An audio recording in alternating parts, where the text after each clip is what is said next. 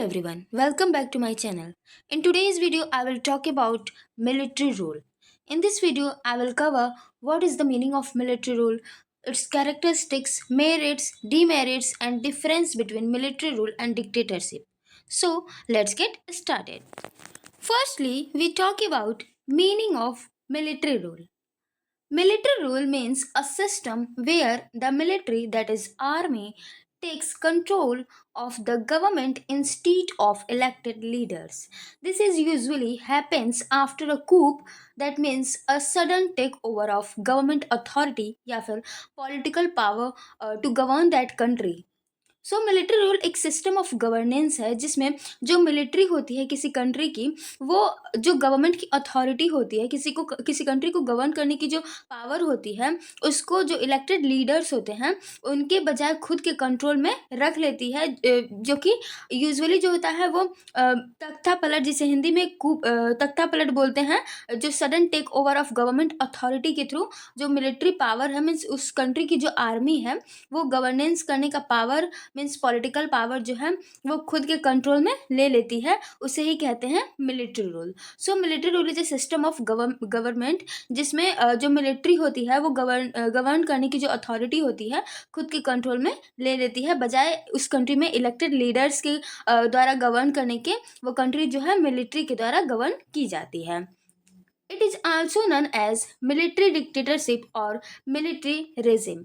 जो military rule है उसको मिलिट्री डिक्टेटरशिप और मिलिट्री रेजिम के नाम से भी जाना जाता है. एग्जाम्पल ऑफ मिलिट्री रूल, जो कि पाकिस्तान है, हमारा नेबर कंट्री है, जिसमें कई बार मिलिट्री रूल आ चुके हैं, कई बार मिलिट्री रूल इस्टेब्लिश हो चुका है. जैसे कि 1999 में जनरल परवेज़ मुशर्रफ, जो कि वहाँ की आर्मी के जनरल थे, उनके द्वारा मिलिट्री रूल को इस्टेब्लिश किया गया था पाकिस्तान में. इसके अलावा वर्ल्ड में और भी कई सारे कंट्री हैं जहाँ पे मिलिट्री रूल कई बार इस्टेब्लिश हो चुके हैं. हमारा नेबर कंट्री म्यांमार है, वहाँ पे भी 2023 में मिलिट्री रूल इस्टेब्लिश हुआ था, जो इस टाइम भी वहाँ पे मिलिट्री रूल ही है. इसके अलावा जो इजिप्ट है, साउथ अमेरिका का जो कंट्री है चिली, वहाँ पे भी कई बार मिलिट्री रूल इस्टेब्लिश हो चुका है. और अफ्रीकन कंटिनेंट के कंट्रीज़ हैं नाइजर, चांद, इन सब में भी कई बार मिलिट्री रूल इस्टेब्लिश हो चुके हैं. Military rule is the system of governance in which military control the government authority political power to govern that country. Military intervention is generally motivated by concern for national interest. किसी country में जो military है, ज़्यादातर ऐसा देखा जाता है कि मिलिट्री अपने हाथ में पावर इसलिए ले लेती है उस कंट्री को गवर्न करने के लिए, ताकि वो मिलिट्री ये चाहती है कि उस कंट्री का ज़्यादा से ज़्यादा नेशनल ग्रोथ हो, उस कंट्री का ज़्यादा से ज़्यादा नेशनल इंटरेस्ट को फुलफिल किया जाए. जब किसी कंट्री में करप्शन बहुत ज़्यादा बढ़ जाती है, या फिर वहाँ की जो पॉलिटिशियन है वो इनफिशिएंट तरीके से वर्क करते हैं, तो मिलिट्री वहाँ की तख्ता पलट करके अपने हाथ में गवर्न करने की पावर को, कंट्रोल को ले लेती है और वहाँ पे मिलिट्री रूल इस्टेब्लिश करती है. Military rule is generally motivated by concern for national interest. Military rule is of two kinds. Military rule two types के होते हैं, direct military rule and indirect military rule. When the military commands assume power and form the government. जब military directly जो power को assume कर लेती है और गवर्नमेंट को इस्टेब्लिश करती है, डायरेक्टली उसको उस कंट्री के गवर्नेंस को चलाती है, तो वो होता है डायरेक्ट मिलिट्री रूल. अदरवाइज जब मिलिट्री जो है उस कंट्री की सिविलियन एडमिनिस्ट्रेशन को कंट्रोल करती है और वहाँ पे अपने पावर को एक्सरसाइज करती है सिविलियन एडमिनिस्ट्रेशन के द्वारा, तो वहाँ पे होता है indirect military rule. In both case the decision making power belongs to the military. दोनों ही केस में, चाहे इनडायरेक्ट मिलिट्री रूल हो या फिर डायरेक्ट मिलिट्री रूल हो, दोनों में जो डिसीजन मेकिंग पावर होता है वो मिलिट्री के पास ही होती है. लेकिन जो डायरेक्ट मिलिट्री रूल होती है, वहाँ पे जो आर्मी होती है वो डायरेक्टली पावर को एज्यूम करती है और गवर्नमेंट को फॉर्म करती है और उस कंट्री में गवर्नेंस को चलाती है. जबकि इनडायरेक्ट मिलिट्री रूल में वो सिविलियन एडमिनिस्ट्रेशन की मदद से उस कंट्री में गवर्नेंस को चलाती है। Now let's talk about characteristics of military rule या फिर फीचर्स ऑफ मिलिट्री रूल। तो पहला है सस्पेंशन ऑफ कॉन्स्टिट्यूशन। जिस कंट्री में मिलिट्री के द्वारा मिलिट्री रूल को इस्टेब्लिश किया जाता है, वहाँ पे सबसे पहले जो उस कंट्री की कॉन्स्टिट्यूशन होती है, जो उस कंट्री का supreme law of the land होता है, उसे या फिर या तो मिलिट्री के द्वारा सस्पेंड कर दिया जाता है या फिर उसे अपने अकॉर्डिंग चेंज कर दिया जाता है। So, the existing constitution is often suspended or replaced with decrees issued by the military। जो वहाँ की मिलिट्री होती है या फिर जो मिलिट्री का आर्मी का हेड होता है, उसके द्वारा ऑर्डर दिए जाते हैं, डिक्री इशू की जाती है, जिसके तहत कॉन्स्टिट्यूशन को या तो चेंज कर दिया जाता है या उस टाइम के लिए जिस टाइम तक मिलिट्री रूल इस्टेब्लिश है उसे सस्पेंड कर दिया जाता है। और जो उस हेड का मिलिट्री के हेड का जो ऑर्डर होता है वही लॉ बन जाता है। सो मिलिट्री रूल में जो कॉन्स्टिट्यूशन होता है उसे सस्पेंड कर दिया जाता है, जो कि एक मेन कैरेक्टरिस्टिक है मिलिट्री रूल का। अगला है सीजर ऑफ पावर और नो डेमोक्रेसी। जिस कंट्री में मिलिट्री रूल को इस्टेब्लिश किया जाता है, वहाँ पे जो मिलिट्री है, जो उस कंट्री की आर्मी है, वो सारे पॉलिटिकल पावर को अपने हाथ में, सारे पॉलिटिकल या फिर जो भी लॉ मेकिंग पावर है, सारे उस कंट्री की सिटीजन से रिलेटेड, उस कंट्री को गवर्न करने से रिलेटेड जो सारे पावर्स हैं, वो मिलिट्री जो है आर्मी अपने हाथ में अपने पास कंसंट्रेटेड कर लेती है, अपने पास कंसंट्रेट करके रख लेती है और उसे यूज़ करती है, एक्सरसाइज करती है। वहाँ पे डेमोक्रेसी नहीं होती है, मीन्स उस कंट्री के पीपल अपने लिए रिप्रेजेंटेटिव नहीं चूज़ कर सकते जो कि उन्हें उस कंट्री को गवर्न करे और उन्हें गवर्न करे, कंट्रोल करे। वहाँ पे मिलिट्री जो है सारे पावर को यूज़ करती है उस कंट्री से रिलेटेड, उस कंट्री को गवर्न करने के लिए। So the military takes control of the government often by force, threat of force, not by elected leaders. जो मिलिट्री है वो उस कंट्री की गवर्नमेंट को कंट्रोल कर लेती है, उस कंट्री को गवर्न करने की सारे पावर रख लेती है, जो कि ज़्यादातर जो है फोर्स से या फिर थ्रेट ऑफ फोर्स के जरिए किया जाता है, ना कि वो इलेक्टेड लीडर्स होते हैं जो उसे गवर्न करते हैं। सो ये भी एक मेन फीचर है मिलिट्री रूल का। अगला है लैक ऑफ फंडामेंटल राइट्स। जिस कंट्री में मिलिट्री रूल को इस्टेब्लिश किया जाता है, वहाँ पे फंडामेंटल राइट को नेग्लेक्ट किया जाता है, वहाँ पे लोगों को फंडामेंटल राइट नहीं मिलते हैं। मिलिट्री के द्वारा बेसिकली जो है नेशनल इंटरेस्ट को फुलफिल करने की कोशिश किया जाता है, नेशनल ग्रोथ को ज़्यादा ध्यान में रखा जाता है, इंडिविजुअल्स को ध्यान में नहीं रखा जाता, उनके फंडामेंटल राइट को नेग्लेक्ट किया जाता है। पीपल में lose rights like free speech और प्रोटेस्ट। जो उस कंट्री के लोग होते हैं वो उनको कोई भी राइट नहीं मिला हुआ होता है, ना कि फ्रीडम ऑफ स्पीच भी ये भी राइट नहीं मिला होता है, ना ही वो मिलिट्री रूल के अगेंस्ट प्रोटेस्ट कर सकते हैं, ये भी उनको राइट नहीं मिला होता है। उनको बेसिक राइट्स तक नहीं मिलते हैं मिलिट्री रूल में, जिस कंट्री में मिलिट्री रूल इस्टेब्लिश होती है। अगला है रूल ऑफ डिक्री, या फिर इसे भी ये भी कह सकते हैं कि lack of rule of law. Means वहाँ पे जिस कंट्री में मिलिट्री रूल इस्टेब्लिश होती है वहाँ पे रूल ऑफ लॉ नहीं होता है, वहाँ पे रूल बाय डिक्री होता है। मीन्स जो मिलिट्री का ऑफिसर कह देगा वही लॉ बन जाएगी, जो आर्मी ऑफिसर कह देगा वही लॉ बन जाएगी। वहाँ पे जो उस कंट्री का कॉन्स्टिट्यूशन होता है या फिर जो उस कंट्री में लॉज होते हैं उसके द्वारा उस कंट्री को गवर्न नहीं किया जाता है, जबकि डिक्री के द्वारा, जो मिलिट्री ऑफिसर की डिक्री होती है, जो ऑर्डर्स होते हैं, उसके द्वारा उस कंट्री को गवर्न किया जाता है। Laws and policies are made by military decree without input from elected representative और द पब्लिक। मीन्स जिस कंट्री में मिलिट्री रूल होता है वहाँ पे जो मिलिट्री डिक्री के द्वारा लॉज और पॉलिसी बनाई जाती है उसके द्वारा उस कंट्री को गवर्न किया जाता है, ना कि इलेक्टेड रिप्रेजेंटेटिव के द्वारा या फिर जो पब्लिक के द्वारा जो लॉज वगैरह बनाने की इच्छा होती है या फिर लॉज वगैरह बनाए जाते हैं, बनाए गए होते हैं, उनके द्वारा वो कंट्री गवर्न नहीं की जाती है ड्यूरिंग द मिलिट्री रूल, जबकि मिलिट्री डिक्री के द्वारा जो लॉज वगैरह पॉलिसी बनाई जाती है उसके द्वारा उस कंट्री को गवर्न किया जाता है। अगला है military control.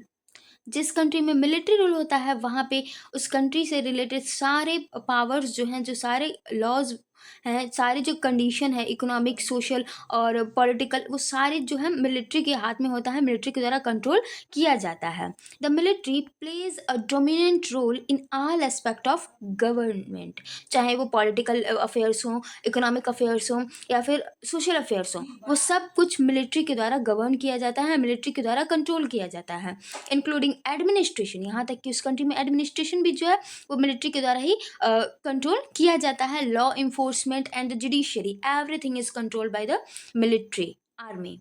So it is a basic feature of military rule that all thing is controlled by military, that is army.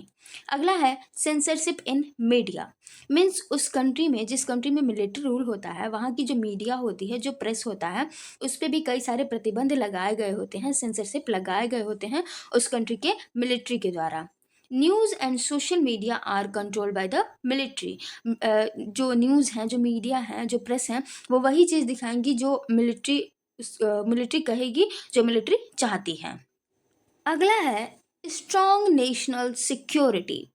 Means जिस कंट्री में मिलिट्री रूल को इस्टेब्लिश किया जाता है, वहाँ पे मिलिट्री के द्वारा नेशनल सिक्योरिटी पर ज़्यादा ध्यान दिया जाता है, वहाँ की नेशनल सिक्योरिटी को मजबूत किया जाता है। वहाँ पे जो सोसाइटी होती है उस कंट्री की, वहाँ पे सोशल वेलफेयर को ना ध्यान देके, इंडिविजुअल के इंटरेस्ट को ना ध्यान देके, इंडिविजुअल के फ्रीडम लिबर्टीज़ वगैरह को ना ध्यान देके, वहाँ की जो नेशनल सिक्योरिटी है, नेशनल इंटरेस्ट है, उसको फुलफिल करने का प्रयास किया जाता है उस कंट्री की आर्मी के द्वारा, मिलिट्री के द्वारा।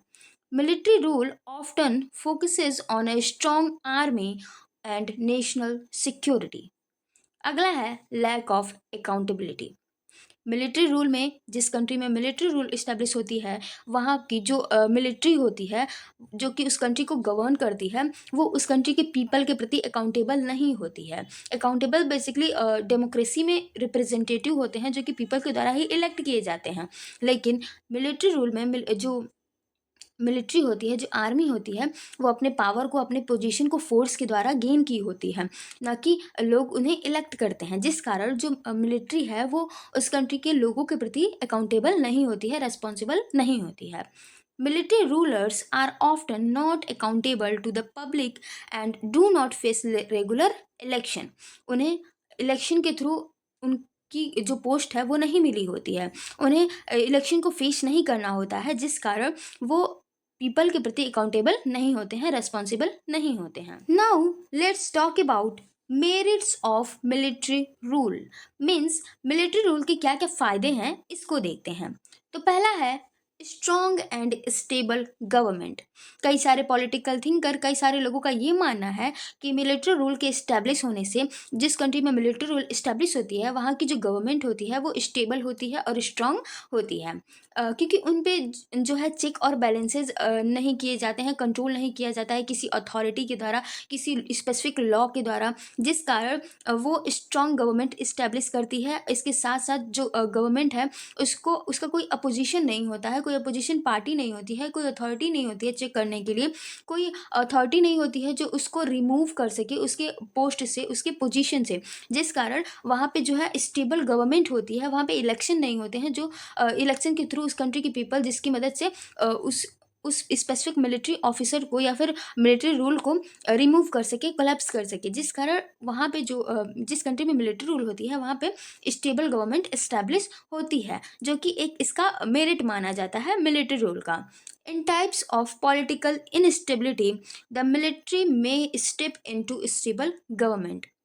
मीन्स यदि किसी कंट्री में in times of political instability, यदि किसी कंट्री में पॉलिटिकल इनस्टेबिलिटी होती है, तो वहाँ पे मिलिट्री रूल को इस्टेब्लिश करके वहाँ पे स्टेबल गवर्नमेंट को बनाया जा सकता है। मिलिट्री रूल के द्वारा स्टेबल गवर्नमेंट को फॉर्मेट किया जाता है। इसका ये भी हो सकता है कि मिलिट्री रूल जो है स्टेबिलिटी को बनाए रखती है, क्योंकि वहाँ पे चेक और बैलेंसेस नहीं होते हैं किसी अथॉरिटी के द्वारा, या फिर वहाँ पे पीपल के द्वारा इलेक्शन नहीं होते हैं, जिस कारण मिलिट्री गवर्नमेंट स्टेबल गवर्नमेंट होती है। अगला है इफिशियंसी। सारे पावर्स मिलिट्री के पास होने के कारण जो डिसीजन मेकिंग पावर है, जो डिसीजन मेकिंग का टाइम होता है वो काफ़ी कम लगता है। मिलिट्री काफ़ी इफ़िशियंट तरीके से वर्क करती है, काफ़ी इफ़िशियंट तरीके से किसी स्पेसिफिक इशू पे, किसी स्पेसिफिक टॉपिक पे अपने डिसीजन को लेती है, जिस कारण वहाँ पे इफ़िशियंट गवर्नमेंट का इस्टेब्लिशमेंट होता है। Military regimes can be efficient in decision making and implementing policies due to their hierarchical structure. वो सबसे हाई पोजीशन पे होती है, हायरार्किकल स्ट्रक्चर में सबसे अपर अथॉरिटी होती है उस कंट्री में। मिलिट्री सारे पावर्स उसी के द्वारा यूज़ किए जाते हैं, उसी के पास कंसंट्रेटेड होते हैं, जिस कारण वो कोई भी पॉलिसी, कोई भी इशू, किसी भी लॉज को इम्प्लीमेंट कर सकती है, किसी भी इशू पे, किसी भी अफेयर्स पे एफिशिएंट तरीके से डिसीजन ले सकती है, जो कि मिलिट्री रूल का एक मेरिट है। अगला है नेशनल यूनिटी। द मिलिट्री में promote a sense of national unity and patriotism.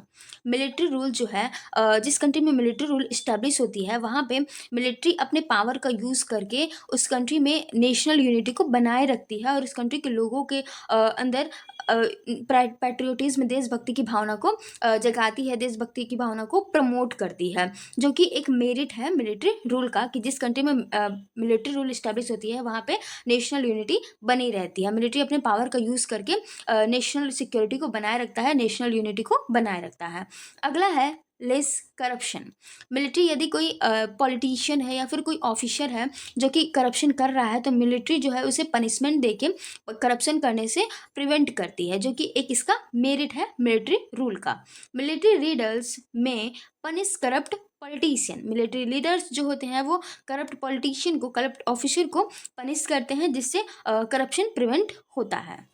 अब हम लोग देखते हैं demerits of military rule. Means military rule के क्या क्या नुकसान है, इसको देखते हैं। तो पहला है लैक ऑफ डेमोक्रेसी या फिर नो डेमोक्रेसी। मीन्स जिस कंट्री में मिलिट्री रूल होती है वहाँ पे डेमोक्रेसी नहीं होती है। डेमोक्रेसी वो फॉर्म ऑफ गवर्नमेंट होती है जहाँ पे जो उस कंट्री के सिटीजन्स होते हैं, जो उस कंट्री के लोग होते हैं, वो अपने लिए गवर्न करने के लिए, अपने ऊपर गवर्नेंस चलाने के लिए या फिर उस कंट्री में गवर्नेंस चलाने के लिए खुद रिप्रेजेंटेटिव को इलेक्ट करते हैं, लीडर्स को इलेक्ट करते हैं। लेकिन मिलिट्री रूल में उस कंट्री के सिटीजन्स को ये पावर नहीं होती है, उनके पास ये राइट नहीं होता है कि वो अपने लीडर्स को चूज़ कर सकें और वहाँ पे जो गवर्नेंस सिस्टम है, वहाँ की जो पॉलिटिकल प्रोसेस है, वहाँ उसमें पार्टिसिपेट कर सकें। तो सबसे बड़ा डिमेरिट यही है मिलिट्री रूल का, कि उस कंट्री में लैक ऑफ डेमोक्रेसी होती है। Military rule is inherently undemocratic as it denies citizens the right to choose their leaders and participate in government.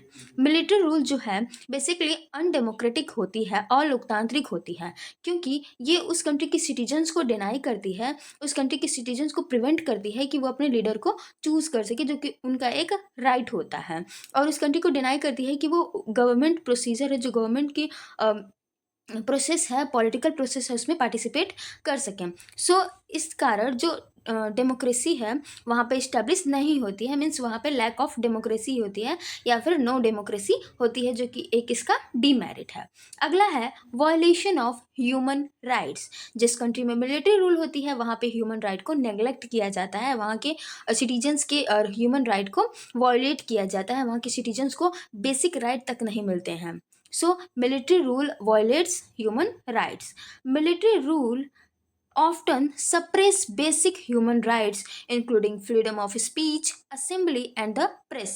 Military rule, जिस कंट्री में मिलिट्री रूल इस्टेब्लिश होता है वहाँ पे जो सिटीजन्स होते हैं, जो ह्यूमन होते हैं, जो पीपल होते हैं, वहाँ के उनके बेसिक राइट को वॉल्यूट किया जाता है, नेग्लेक्ट किया जाता है, जबकि नेशनल इंटरेस्ट को, नेशनल सिक्योरिटी को, नेशनल यूनिटी को प्रमोट किया जाता है, इंडिविजुअल के इंटरेस्ट को दबा करके नेशनल इंटरेस्ट को प्रमोट किया जाता है, उनको बढ़ावा दिया जाता है। सो जिस कंट्री में मिलिट्री रूल होता है वहाँ पे ह्यूमन राइट को नेग्लेक्ट किया जाता है, वॉयलेट किया जाता है, जो कि एक इसका डीमेरिट है। अगला है नो अकाउंटेबिलिटी या फिर नॉट रेस्पॉन्सिबल गवर्नमेंट।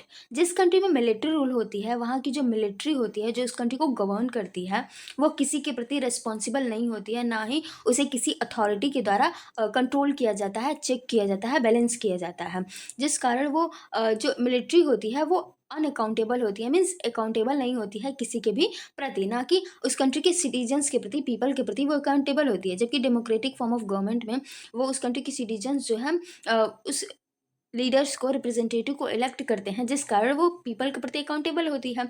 लेकिन मिलिट्री रूल में इलेक्शन नहीं होता है और वो अपने पोस्ट को, जो मिलिट्री होती है, अपनी पोस्ट को फोर्स के थ्रू गेन की होती है, जिस कारण वो किसी के प्रति अकाउंटेबल नहीं होती है। So military leaders are not answerable to the people.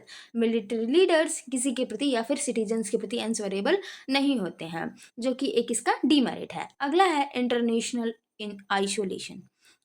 Means जिस कंट्री में मिलिट्री रूल होती है वो बेसिकली इंटरनेशनल अफेयर से, मीन्स अंतर्राष्ट्रीय स्तर से आइसोलेट हो जाता है, अलग थलग हो जाता है। कंट्रीज अंडर मिलिट्री रूल में face international isolation and sanction hindering economic development. Means जिस कंट्री में मिलिट्री रूल होता है वो बेसिकली इंटरनेशनल स्तर पे, इंटरनेशनल लेवल से आइसोलेट हो जाता है। इंटरनेशनल जो अथॉरिटी होती है, मीन्स इंटरनेशनल जो ऑर्गेनाइजेशंस होते हैं, उनके द्वारा उस कंट्री को आइसोलेट कर दिया जाता है, उन पर कई सारे सैंक्शन लगा दिए जाते हैं, जिससे उस कंट्री की इकोनॉमिक डेवलपमेंट में बाधा आती है। उस कंट्री में जो फ्री ट्रेड वगैरह को प्रिवेंट किया जाता है, वहाँ पे कई सारे सैंक्शन लगा दिए जाते हैं। वो कंट्री इंटरनेशनल लेवल से आइसोलेट हो जाती है बेसिकली, जिस कंट्री में मिलिट्री रूल होता है, जो कि एक इसका डीमेरिट है। Now let's talk about difference between military rule and dictatorship। means military rule और dictatorship में क्या अंतर है इसको देखते हैं। The terms, the word military rule and dictatorship are often used interchangeably। means जो word military rule और dictatorship है उसे एक दूसरे की जगह पे यूज किया जा सकता है, दोनों का मतलब लगभग सेम ही होता है, दोनों एक दूसरे के सिनोनिम हो सकते हैं। Military rule is a form of government where the military holds the primary power। Military rule एक ऐसी फॉर्म ऑफ गवर्नमेंट होती है जहाँ पे उस कंट्री की, जिस कंट्री में मिलिट्री रूल इस्टेब्लिश होता है, उसके पास सारे उस कंट्री को गवर्न करने से रिलेटेड सारे पावर्स उस कंट्री के मिलिट्री के पास होती है। वाइल जबकि dictatorship is a form of government, dictatorship एक ऐसी फॉर्म ऑफ गवर्नमेंट होती है जहाँ पे अ सिंगल पर्सन और a small group of people holds absolute power to govern that country that is often acquired through force. Means dictatorship एक ऐसी form of government होती है जहाँ पे किसी एक सिंगल पर्सन के पास या फिर ग्रुप ऑफ पीपल के पास उस कंट्री को गवर्न करने की सारी पावर होती है, एब्सोल्यूट पावर होती है। बेसिकली मिलिट्री रूल और डिक्टेटरशिप दोनों फॉर्म ऑफ गवर्नमेंट में जो उस कंट्री को गवर्न करने की जो पावर होती है, जो पावर होती है वो फोर्स के थ्रू एक्वायर की जाती है, गेन की जाती है। So it is a basic difference between military rule and dictatorship. Military rule में पावर जो है मिलिट्री के द्वारा, उस कंट्री की मिलिट्री के द्वारा यूज़ की जाती है, जबकि डिक्टेटरशिप में उस पावर जो है किसी सिंगल पर्सन के द्वारा, जो कि मिलिट्री नहीं होती है, या फिर स्मॉल ग्रुप ऑफ पीपल के द्वारा यूज़ की जाती है। जो मिलिट्री रूल है वो basically a form of dictatorship है। मीन्स डिक्टेटरशिप का ही एक फॉर्म है जिसमें उस कंट्री को मिलिट्री के द्वारा, आर्मी के द्वारा गवर्न किया जाता है। ये कहा जा सकता है कि all dictatorship is not military rule but all military rule is dictatorship. Means सभी जो डिक्टेटरशिप होता है उसे मिलिट्री रूल नहीं कहा जा सकता, क्योंकि जो सारे डिक्टेटरशिप में, जिस तानाशाही वाले कंट्री में जो है किसी सिंगल पर्सन के द्वारा, किसी स्मॉल ग्रुप ऑफ पीपल के द्वारा उस कंट्री को गवर्न कंट्रोल किया जाता है, जबकि ये जरूरी नहीं है कि वो मिलिट्री ही हो। जबकि मिलिट्री रूल में ये जरूरी है कि मिलिट्री के द्वारा गवर्न किया जाता है, जो कि तानाशाही तरीके से उस कंट्री को गवर्न करती है, कंट्रोल करती है। ये कहा जा सकता है कि all dictatorship is not military rule but all military rule is a form of dictatorship या फिर is a dictatorship. So it is all about military rule. If you found this explanation, if you found this video helpful, don't forget to like this video, subscribe my channel and share this video. Thanks for watching.